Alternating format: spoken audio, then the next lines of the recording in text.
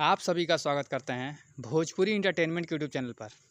आ गए हैं भैया खेसारी फैंस के लिए लेकर बहुत बड़ी बहुत ही बवाल अपडेट कि खेसारी भैया का भैया बहुत जल्द आने जा रहा है एक बहुत ही बवाल बहुत ही हाई लेवल का रंगदारी सॉन्ग।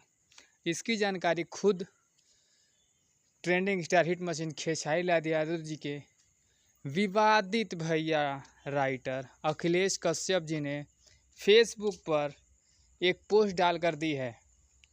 जैसा कि आप सभी लोग स्क्रीन पर देख पा रहे होंगे, ये है वो पोस्ट जो खेसारी भैया के राइटर अखिलेश कश्यप जी ने ये जानकारी दी है पोस्ट करके कि आ रहा है भैया हिट मशीन का बहुत बड़ा रंगदारी सॉन्ग।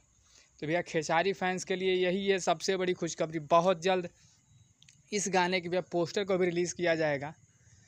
तो भैया आप सब तैयार रहिए, एकदम टकटकी लगाए रहिए। किसी भी वक्त खेसारी भैया का एक बवाल और बम्पर धमाके वाला रंगदारी सॉन्ग का भैया पोस्टर रिलीज़ हो सकता है, जैसा कि अखिलेश कश्यप जी ने इस पोस्ट के माध्यम से जानकारी दी है।